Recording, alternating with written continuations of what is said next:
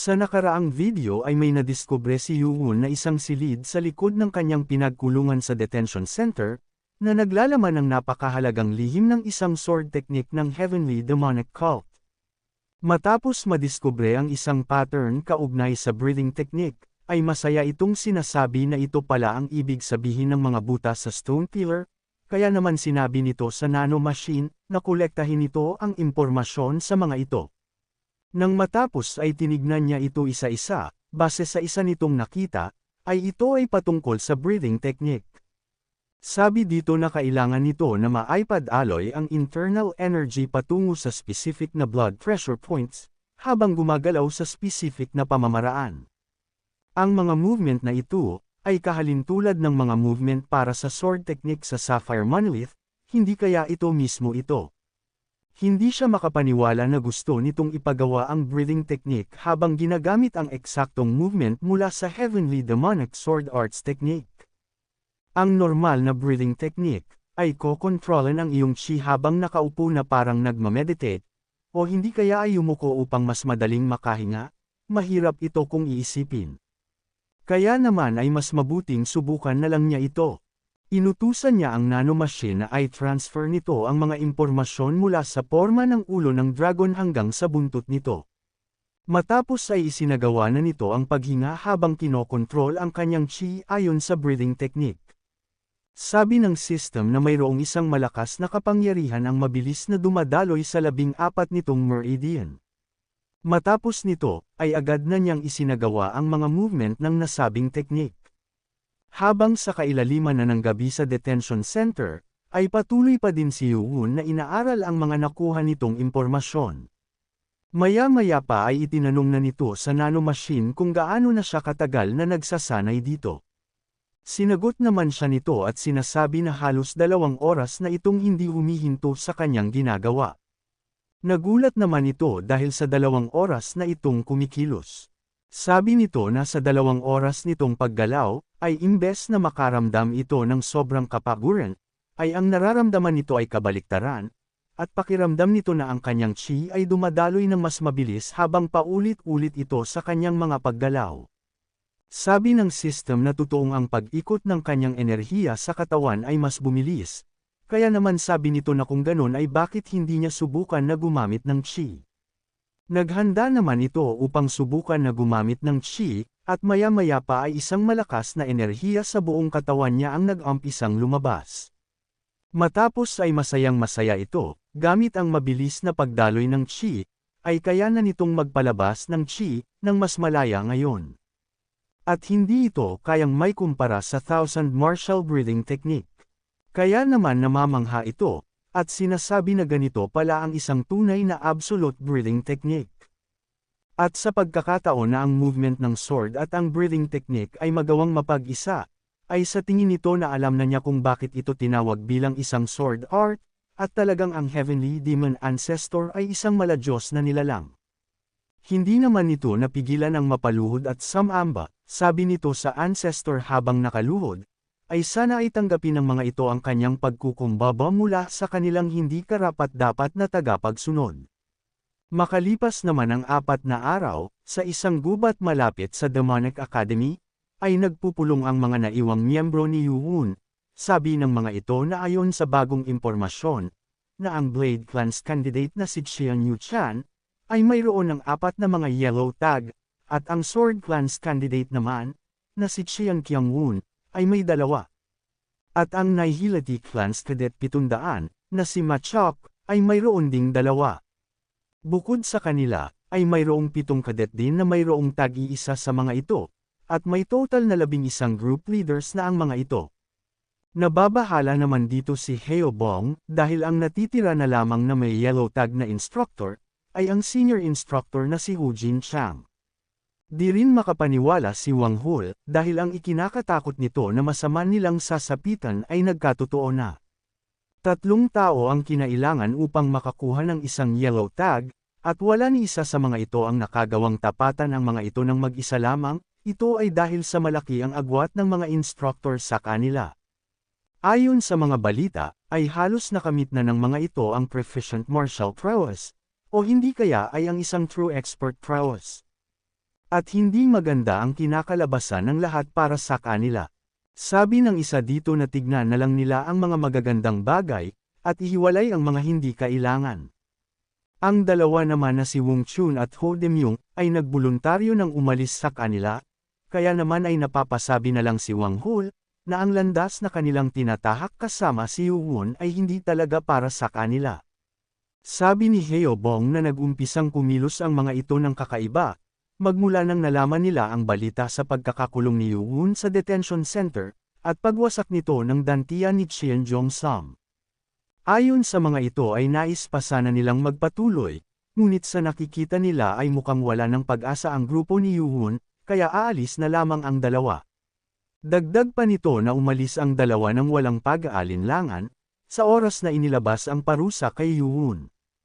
At bilang mga opportunista ay tingin nito na kung may magandang gagawin ba ang mga ito sa ibang grupo. Nang biglang nagkaroon ng katahimikan sa pagitan ng lahat, na agad namang binasag ni Heo Bong. Sabi nito, na kaysa magmukmak sila at malungkot sa pag-alis ng dalawa, ay bakit hindi na lang maging masaya ang mga ito, dahil totoong nawalan sila ng dalawang kasama, ngunit may pumalit naman dito na singlakas ng 100 tao, at ito ay si Baekgi. Sabi naman ng isa na tama naman si Heo Bong, kung hindi dahil kay Baekgi, lahat sila at ang pinuno nilang si Yuwon ay nasa hindi magandang kalagayan sana ngayon. Sumang-ayon din dito ang isa, dahil kung hindi nito nagawang matalo ang isang instructor, 4 na araw na ang nakakalipas, at magawang makuha ang yellow tag nito, ay malamang sa nagkawatak-watek na sila, kaya naman ay nagpapasalamat ang lahat sa kanya. Sabi naman dito ni Baekgi, na nais lamang nitong magbalik ng utang na loob kaya nais nitong tumulong sa ating bida, ngunit hindi ito sigurado kung tatanggapin siya ni Yuwon bilang isa sa grupo nito. Sabi naman dito ng isa nilang kasamahan na kung hindi niya ito gusto ay hindi na sana siya tinulungan ni Yuwon. Masaya naman ito sa narinig niya at sinasabi na totoo naman ang sinabi nito. Matapos ay nagutos na si Heo Bong na itigil na nila ang mga pag-uusap at umpisahan ng magsanay ng 7 Demon Sword hanggang maggabihan, at ang pinuno nilang si Yuwon ay bukas na ang nakatakdang paglabas. Kaya naman ay kailangan nilang ma-master ang halos lahat sa 7 Demon Sword ng makakayanan nila, upang mabawasan ang magiging alalahanin ni Yuwon pag bumalik. Oras ng gabihan, sa harap ng Demonic Academy Cafeteria, ay sabay-sabay nagsitungo ang mga ito, ngunit napansin nila si Baekgi na biglang humiwalay sa kanila, kaya naman ay tinanong nila ito kung wala ba itong balak na kumain. Sabi nito na palagi siyang nagpapaliban sa pagkain ng gabihan at tanging tanghalian lamang, ngunit nagagawa nitong kumain ng gabihan dahil sa kanila. Sabi naman ng isa sa mga ito na hindi na din siya kakain, nagulat naman dito si Baekgi. Sabi nito na kahit na panandalian lamang ito ay siya pa din ang tumatayong group leader sa mga ito, kaya naman ay kailangan niyang protektahan ito.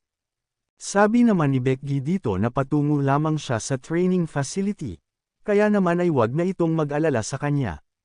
Bukod pa doon ay sabay-sabay naman silang magtutungo pabalik ng dorm kapag natapos na sila gumamit ng training facility, at ayos lamang siya, magsaya na lang ang mga ito sa kanilang pagkain. Napapaisip naman ang mga ito dahil nagpapanggap lang si Wang Hul, at ang nais talaga niya ay ang kumain hindi ang samahan si Baekgi.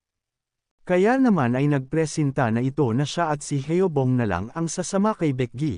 Nagulat naman dito si Heo Bong at napapasabi na bakit hindi man lang siya hiningian ng opinyon kung nais din niya na samahan ito.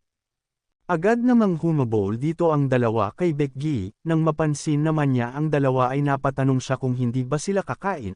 Sumagot naman dito ang isa na ang hindi nila pagkain ngayon ay hindi naman nila ikakamatay. At sumunod talaga sila dito dahil ito ang kanilang temporary group leader, bukod pa doon ay hindi naman siguro nito gustong pagtulungan ng ibang kadet nang siya lamang.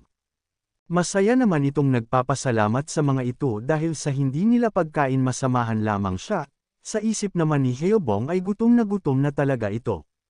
Sa harap naman ng individual training facility, ay sinabihan ni Baekgi na hindi na nila kailangan pa na sumunod sa kanya, dahil sa ang gagamitin na nito ay ang expert training facility. Nang bigla namang may umagaw ng atensyon ni Baekgi, kaya naman ay agad nitong pina-address ang dalawa. Nabigla naman ang mga ito sa nangyayari dahil bigla na lang na may pumulibot sa kanila na ibang mga kadet. Sabi ni Becky, na base sa kung papaano ang mga ito magdala ng kanilang wooden sword ay talagang hinihintay siya ng mga ito. Habang nag-iisip ito ay may isang lumapit sa mga ito, at ito ay walang iba kundi ang leader ng Team 7, na si Hail Mayong. Namukha naman ni Becky ang mga ito, at ito ang kanyang dating mga kagrupo. Binati naman siya ng mga ito bilang kanilang dating group leader, at tinatanong kung anong pakiramdam nito matapos na abandonahin ang dati niyang mga kagrupo. Napatanong naman ang mga ito kung anong nais nila sa kanila. Sabi nito na hindi ba nila naiintindihan ang nangyayari, at inutusan niya si Becky na ibigay nito sa kanya ang yellow tag na nakuha niya sa instructor na tinalo nito 4 na araw na ang nakakalipas. Galit naman itong tumanggi, at sinabi na sa tingin ba nito na gagawin niya ang nais nitong mangyari. Sinabihan naman siya ng hanggal na kung hindi ito susunod sa kanyang inuutos ay maari lamang itong masaktan. Natawa naman ito, at dahil sa ito ang mga alagad ng miserableng Cadet 7 na si Yu-won, at kahit na ibigay nila ito sa kanya, ay hindi din naman niya ito papakawalan ng ganun-ganun lamang. Napapaisip naman si Becky kung ano na ang gagawin nito. Kahit na isa siyang adept expert, ay hindi ito sapat upang tapatan at labanan ang 30 kadet na may advanced martial art prowess. At ang hanggal na Hail Mayong na ito, ay malapit na malapit ang pagitan ng kanilang lakas. Kinausap naman nito si Ojong gamit ang sound telepathy, sabi nito na ipapasa niya dito ang yellow tag, kaya naman ay magmadali itong itakas kasama si Heobong. Sabi naman nito kung papaano naman siya. Sinagot siya ni Becky na imposible na ang makatakas silang lahat dito. Sabi pa nito na gagawin niya ang lahat upang mapigilan ang mga ito, ayaw namang pumayag ni Ojong at sinasabi na dapat ay sabay-sabay silang makatakas dito. Nagalit naman dito si Becky, at sinasabi na huwag itong maging tanga, dahil kapag nawala sa kanila ang yellow tag dito, ay ang kanilang grupo ay mawawasak na ulit, at kung mangyayari ito ay ang lahat ay masasayang lamang, dahil kahit na si Cadet 7 na si Yu-won ay hindi magagawa ang makuha ang yellow tag ng natitirang senior instructor. Kung umabot ka na sa parte ng video na ito ay maari lamang na i-click ang like at super thanks sa baba bilang pagsuporta. Maraming salamat. Napansin naman ito ni Hail Mayong na nagpaplano ang mga ito gamit ang sound telepathy, kaya naman sinabi nito na tingin ba ng mga ito na hahayaan niya lamang sila at papanoodin? At agad nang nag-utos upang sabay-sabay na atakihin ang mga ito. Kaya nang mag-umpisa, ay agad na ipinasa ni Becky ang yellow tag sa kanyang kasamahan, ngunit sa hindi inaasahan, ay kay Heobong niya ito naibigay, kaya naman ay agad itong nagpanik at sinasabi na bakit sa kanya. Agad naman na sinalubong ni Becky ang mga papasugod, at napapasabi sa kanyang isip at humihingi ng tawad dahil alam nito na masama ang loob ng mga ito, dahil sa ginawa niyang pag-abandona sa dati niyang mga kagrupo. Ngunit hindi ibig sabihin nito na hahayaan lamang niya ang mga walang kwentang pagkilos ng mga ito. Kaya naman, ay agad niyang binigyan ng isang malakas na atake ang nasa unahan at nagawang mawasak ang mga hawak na wooden sword ng mga ito. Sa nangyari ay nagulat naman ang mga umatake sa pagkakakita ng wasak na mga wooden sword ng mga ito. Pagtapos ay inatake na ni Becky ang mga hanggal na nasa kanyang harapan. Nagpatuloy pa sa ginagawang pag-atake si Becky, upang magkaroon ng pagkakataon ang dalawa na tumakas. Pinagmamasdan lamang ito ni Hail Mayong, at napapasabi na mukhang ang chi nito ay hindi pa ganun kalakas, at mukhang isa lamang itong adept expert na kagaya niya. Sumigaw naman si Becky sa mga ito, na simulan ng tumakas ng mabilis dahil ito na ang pagkakataon. Pagkarinig ay agad nang nagmadali ang dalawa sa gagawing pagtakas sa mga ito.